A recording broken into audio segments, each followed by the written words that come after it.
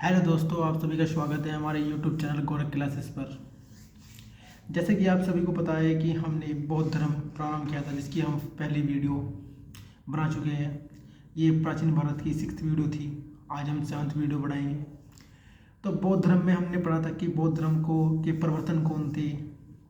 ठीक है, भगवान बुद्ध। ठीक है, और भगवान बुद्ध के जन्म के बारे में, उनकी माता का नाम, पिता का नाम, पुत्र और पत्नी का नाम, किस अवस्था में उन्हें ज्ञान की प्राप्ति हुई और कहाँ से उन्हें ज्ञान की प्राप्ति हुई, और उनके द्वारा उपदेश किन किन स्थानों पर दिए गए जिनको अष्ट महास्थान कहा गया था, ये भी हमने पढ़े थे। और फिर पढ़े थे कि बौद्ध धर्म जो भगवान बुद्ध के कौन कौन से उपदेश थे जो महत्वपूर्ण थे, यानी जिन पर वे कहते थे कि आपको इन पर चलना अनिवार्य है बौद्ध धर्म को। ठीक है, जिसमें हमने पढ़े थे कि 4 आर्य सत्य पढ़े थे और अष्टांगिक मार्ग पढ़ा था। ठीक है, और हमने कुछ 10 सील भी पढ़े थे और देखा था कि उनके अनुयायी 2 तरह के होते थे, भिक्षुक और उपासक। ठीक है, और हमने देखा था त्रिरत्न देखे थे। ठीक है, तो इन सभी के बारे में हम पिछली क्लास में पढ़ चुके हैं। अगर आपने अब तक नहीं देखे तो आप हमारी पिछली क्लास को देख सकते हैं। और आज के लेक्चर में हम बौद्ध धर्म को कंप्लीट ख़त्म कर देंगे। ठीक है, फिर उसके बाद जैन धर्म पढ़ेंगे। तो हमारे साथ बने रहे, आखिरी तक हमारे साथ बने रहे। आदेश आदेश आदेश। तो बौद्ध संप्रदाय हम पढ़ रहे थे। तो आज पढ़ते हैं हम बौद्ध संप्रदाय। तो जैसे कि हमने कल प्रीवियस क्लासेस में पढ़ा था कि बौद्ध संगतियाँ पढ़ी थी हमने, जिसमें प्रथम संगति देखी थी कि इसके जो स्थान था, कहाँ से ये प्रथम संगति हुई। संगति का मतलब होता है सम्मेलन, यानी जब महात्मा बुद्ध की मृत्यु हो जाती है तो उसके बाद बौद्ध धर्म को बनाए रखने के लिए समय समय पर क्या करते थे, वे एक सम्मेलन करते थे। ठीक है, जिसमें प्रथम सम्मेलन जो हुआ था जिस वर्ष उनकी मृत्यु हुई थी, यानी 483 BC में, उसी समय पहला बौद्ध संगति हुआ। ठीक है, ये स्थान था सप्ततर्पणी गुफा, राजगृह में पड़ती है। अध्यक्ष इसके महाकश्यप थे। शासनकाल उस टाइम अजातशत्रु का था, जो कि हर्यक वंश के राजा थे, बिंबिसार के पुत्र थे। इसमें क्या उद्देश्य था कि जितने ही भगवान बुद्ध के द्वारा दिए गए उपदेश थे उनको विनय पिटक और सुप्त पिटक में संकलित करना था। ठीक है, मैंने आपको बताया था 3 तरह के पिटक बने थे। एक पहला था सुत्त पिटक, दूसरा विनय पिटक, तीसरा था अभिधम पिटक।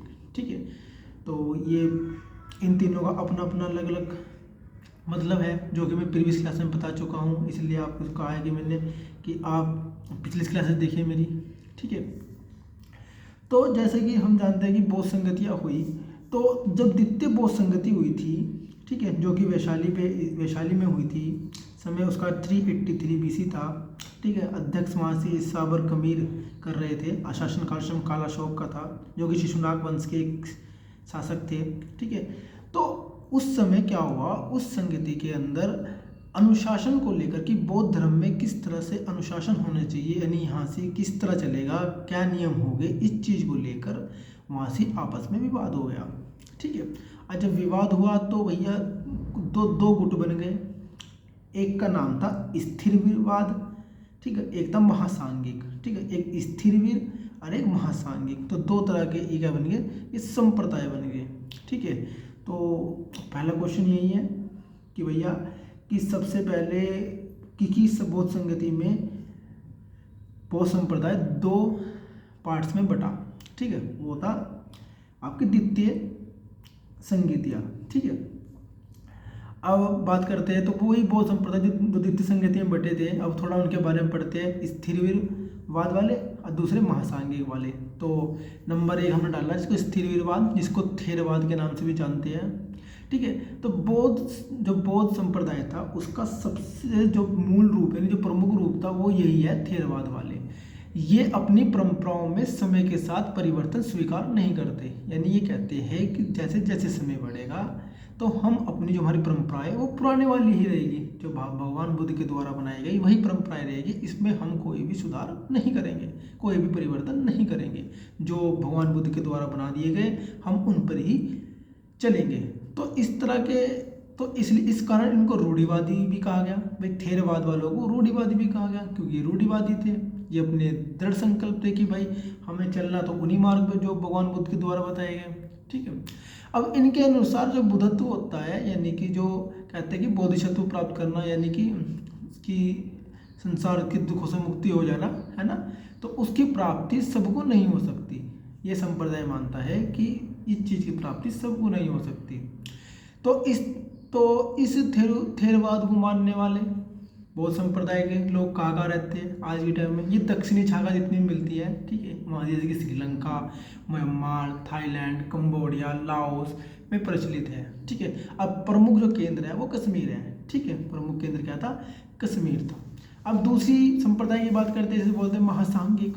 ठीक है, महासांगिक कहने लगा, ये संप्रदाय कहता है कि जो बुद्ध तत्व है, यानी कि बोधिसत्व जो है, इसको हर व्यक्ति प्राप्त कर सकता है। ठीक है, इसने कहा कोई भी व्यक्ति हो वो इसको आराम से प्राप्त कर सकता है।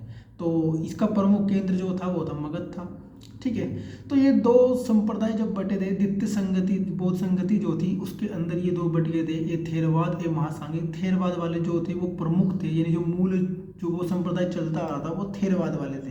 अब उनमें से कुछ लोग हट गए, महासांगिक बन गए। ठीक है, अब बात करते हैं हीनयान संप्रदाय। अब मैं कहूँ कि वही जब बौद्ध धर्म की चौथी संगति हो रही थी, यानी चौथा सम्मेलन हो रहा था, जो ये कुंडल वन में हुआ था, और अध्यक्ष उस टाइम वासुमित्र थे। ठीक है, शासनकाल कनिष्क था, जो कुषाण वंश के एक महान राजा थे। तो बौद्ध संप्रदाय उस समय दो भागों में विभाजित हो गया, एक महायान, एक हीनयान। अब हीनयान देखते हैं। अब हीनयान संप्रदाय, जिसको श्रावणकायन भी बोलते हैं, ठीक है, अभी बना कैसे? जो थेरवाद वाले थे, इन थेरवाद वालों से ही ये हीनयान संप्रदाय निकला। इसका मतलब होता है निम्न मार्ग। क्या होता है? निम्न मार्ग। देखो, अब हीनयान संप्रदाय की क्या विचारधारा है, ये क्या मानते हैं, इसको देखते हैं। ये बुद्ध को कहते हैं कि बुद्ध कोई भगवान नहीं है, ये सिर्फ मानते हैं कि एक महापुरुष है। ठीक है, ये एक महापुरुष मानते हैं भगवान बुद्ध को।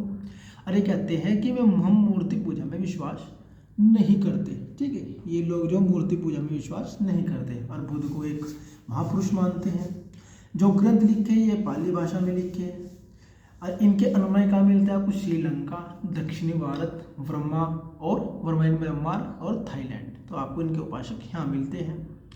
अब आगे चलकर ये हीनयान संप्रदाय दो भागों में विभाजित हो गया। ठीक है, दो उप संप्रदाय बन गए इसके, जैसे कि वैशासिक और सौत्रांतिक। ठीक है, अब वैशासिक के ही जो दो प्रसिद्ध बौद्ध प्रचारक है, एक वासुमित्र, एक बुद्धदेव। ये वासुमित्र वही है जिन्होंने चौथी जो बौद्ध संगति करवाई थी। ठीक है, तो ये हीनयान कोई अलग से नहीं बना, ये थेरवाद वालों से ही निकल कर बना। ठीक है, थेरवाद वालों से ही मिलकर बना। बस ये लोग कहते हैं कि हम बुद्ध को महापुरुष मानते हैं, हम उनकी मूर्ति नहीं बना सकते। ठीक है, और इनके ग्रंथ पाली भाषा में, क्योंकि उस समय जो प्रचलित जो जन की भाषा थी वो पाली थी। ठीक है, इस कारण सारे जो उपदेश दिए गए भगवान बुद्ध के द्वारा वो सभी पाली भाषा में दिए गए, तो इसी कारण सारे ग्रंथ भी पाली भाषा में लिखे गए। ठीक है, अब दूसरा संप्रदाय आता है महायान संप्रदाय। ठीक है, तो दूसरा है महायान संप्रदाय, जिसका अर्थ है उत्कृष्ट मार्ग। देखो, महायान संप्रदाय को बोधिसत्वायन भी कहते हैं। ठीक है, अब ये कैसे विकसित हुआ? जैसे हीनयान थेरवाद से विकसित हुआ था, इसी तरह महायान जो विकसित हुआ वो महासांगिक से विकसित हुआ। ठीक है, यानी इसमें से निकले लोग। ये कहते हैं कि भगवान बुद्ध वे क्या थे? एक देवता थे। क्या थे? देवता थे, और उनकी पूजा करते हैं। ठीक है, और इनका अंतिम लक्ष्य है बोधिसत्व प्राप्त करना। बोधिसत्व मतलब मोक्ष प्राप्त कर लेना। ठीक है, इनके अनुयायी कहाँ मिलते हैं? उत्तर भारत में, ठीक है, चीन में, तिब्बत में, जापान में, कोरिया में। तो आप कह सकते हो जितने भी उत्तर की तरफ कंट्रीज है ये सारी क्या है? आपकी महायान वाली है, और दक्षिणी तरफ जितनी कंट्रीज है ये आपकी हीनयान वाली है। ठीक है, अब इसका भी कालांतर में जाकर दो संप्रदाय में बढ़ जाता है। ठीक है, एक होता है माध्यमिकवाद, जिसे शून्यवादी बोलते हैं, और एक होता है योगाचारवाद। ठीक है, जिसको विज्ञानवाद भी बोलते हैं। अब माध्यमिकावाद के जो कोई एक बौद्ध अनुयायी थे वो कौन थे? नागार्जुन, आपने नाम सुना होगा, जिनको भारत का आइंस्टीन भी कहा जाता है, नागार्जुन, ठीक है। और योगाचारवाद विज्ञानवाद के जो थे वो थे मैत्रेयनाथ और असंग, ठीक है। ये दो प्रसिद्ध एक बौद्ध अनुयायी हैं, ठीक है, जिनके द्वारा बौद्ध धर्म का प्रचार प्रसार किया गया, ठीक है। और कुछ तो ये महायान संप्रदाय जो है ये मूर्ति पूजा में विश्वास करता है, ठीक है। तो आपको पता लग गया कि महायान संप्रदाय मूर्ति पूजा में विश्वास करता है। तो इनके द्वारा कुछ मूर्तियाँ जैसे कि भगवान बुद्ध की बनाई गई, ठीक है, जिनके अलग अलग नाम दिए गए, जैसे कि अवलोकितेश्वर, ठीक है, जिसको पद्मपाणि भी बोलते हैं। इसका विशेष गुण क्या है? दया। देखो इसमें दिखाया गया है कि भगवान बुद्ध जो है वो दया के रूप में बनाए गए हैं, ठीक है। कमल के फूल पकड़े हुए हाथ में, और ये अजंता की गुफाओं में ये मिला है, ठीक है, अवलोकितेश्वर, ठीक है। दूसरा है मंजूश्री। इसका जो कार्य दिखाया गया है, ये दिखाया कि बुद्ध को प्रखर दिखाया गया है। इसके अंदर बुद्ध के हाथ में क्या है? तलवार है, और दूसरे में पुस्तक है, ठीक है। ब्रजपाणि, इसमें अज्ञान में शत्रु विनाशक दिखाया गया है बुद्ध को। एक मैत्रेयी, ये आने वाला बुद्ध, यानी जो द्वारा भगवान बुद्ध का जन्म हुआ, इनके बारे में दिखाया गया है, ठीक है, ठीक है। तो क्षितिगर्भ, ठीक है, इसमें बोधिसत्व शुद्धि स्थानों का अभिभावक है। तो ये जो 5-4 मैंने आपको बताई, ये क्या है? एक तरह की भगवान बुद्ध की मूर्तियाँ हैं, ठीक है। इसमें बताया गया कि निगुण दया, ये क्वेश्चन बहुत बार आता है, तो कोई डीप क्वेश्चन है, एग्जाम में पूछता है, तो यानी कि वो क्वेश्चन बहुत अच्छा क्वेश्चन पूछ रहा है, ठीक है। और एक छोटी सी शाखा है वज्रयान संप्रदाय, ठीक है। तो बौद्ध धर्म में तंत्र मंत्र बढ़ने लगे, ठीक है। ये जो वज्रयान शाखा कैसे संप्रदाय कैसे बना? तो इसमें क्या हुआ? बौद्ध धर्म में तंत्र मंत्र बढ़ने से 7वीं शताब्दी में इसका उदय हुआ था, ठीक है। भाई तंत्र मंत्र होने लगे बौद्ध धर्म में भी, ठीक है। अब ये वाला संप्रदाय तो कहने लगा कि भगवान बुद्ध की जो पत्नियां थी बहुत सारी थी, ठीक है, ये कल्पना करने लगा। ये खासकर मिलते हैं आपको बिहार और बंगाल में मिलते हैं, ठीक है। अब इसके सिद्धांत कहाँ मिलेंगे? वज्रयान संप्रदाय के अगर इसके बारे में पढ़ना है तो इसके सिद्धांत आपको मिलेंगे मंजूश्री कल्प और गुहा समाज नामक ग्रंथ लिखे हैं, उनमें मिलेंगे, ठीक है। ये भी कालांतर यानी आने वाले समय में ये भी क्या बोलिए उप संप्रदाय में बटा, जैसे काल चक्रायण, एक सहज यान, ठीक है।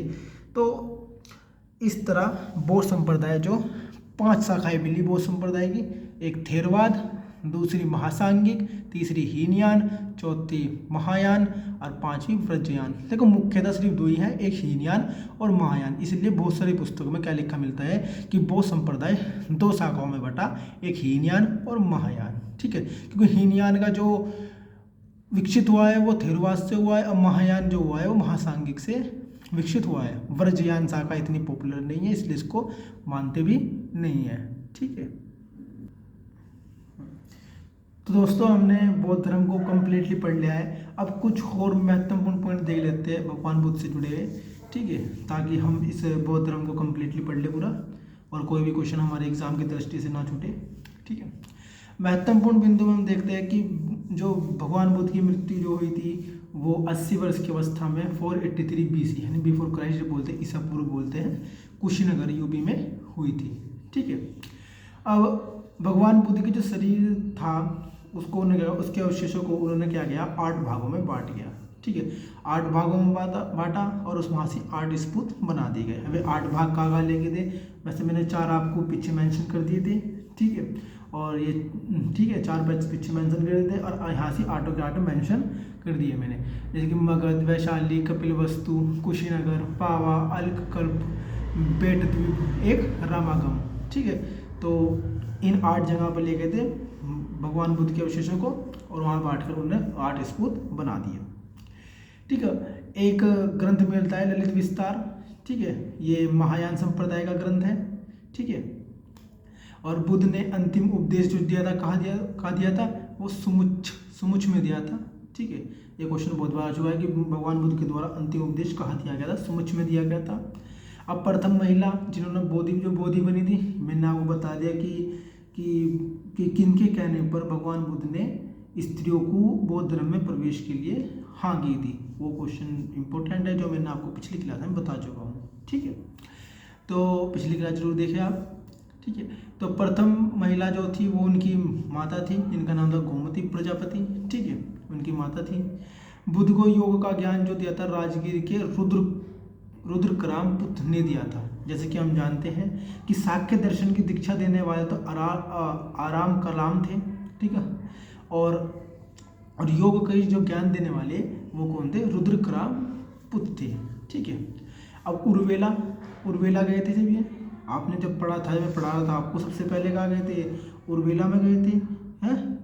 उर्वेला में तो गए थे जैसे में ज्ञान की प्राप्ति हुई थी, ठीक है। तो उर्वेला, अब उर्वेला में 5 साधक मिले थे, उन 5 साधक के नाम भी लिख दिए, ठीक है। कौंडिया, वप्पा, भादिया, महानामा और अस्सिसागी, ठीक है। अब भगवान बुद्ध की प्रथम मूर्ति कहाँ बनी? मथुरा में बनी, ठीक है। आप कह सकते हो मूर्ति के जो मानने वाले थे वो कौन सा संप्रदाय था? बताओ, वो हीनयान था या महायान? आप जानते हो वो महायान था, ठीक है। तो गुरु रिंपोच, जो गुरु रिंपोच थे, उन्होंने तिब्बत, भूटान और पड़ोसी देशों में इसका प्रचार किया।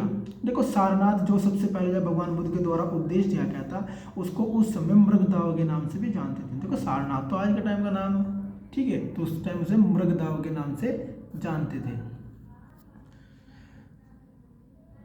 अब बुद्ध के प्रमुख शिष्य तो मैंने आपको बता दिया था, 2 शिष्य तो मैंने आपको बताए थे, एक आनंद रूपाली, ठीक है, और 2 शिष्य और दिख दिए में सारिपुत्र और युगलन, ठीक है। और प्रमुख शासक इस अनुयायी जो थे, जो बौद्ध धर्म को मानते थे, बिंबिसार थे, उदयन थे, प्रसेनजित थे, है ना, ठीक है, और अशोक भी थे, सम्राट अशोक, ठीक है। तो दोस्तों, अगर आपको वीडियो अच्छी लगे तो हमारे चैनल को लाइक करें, सब्सक्राइब करें एंड शेयर करें। और हम कम्प्लीटली जीके बैच पढ़ेंगे, जैसे मैंने आपको बताया है, मैं इसको कम्प्लीटली पूरा कराऊंगा, ठीक है। और ये कोई से भी एग्ज़ाम, हर एग्ज़ाम की दृष्टि से महत्वपूर्ण है, क्योंकि हर एग्ज़ाम में जीके आती है, ठीक है। मैं पर्टिकुलर किसी एग्ज़ाम के लिए नहीं पढ़ा रहा हूँ, मैं सभी एग्ज़ाम के लिए पढ़ा रहा हूँ, या कोई भी कॉम्पिटिशन एग्ज़ाम दे रहे हो आप, ठीक है। तो थैंक यू फॉर वॉचिंग।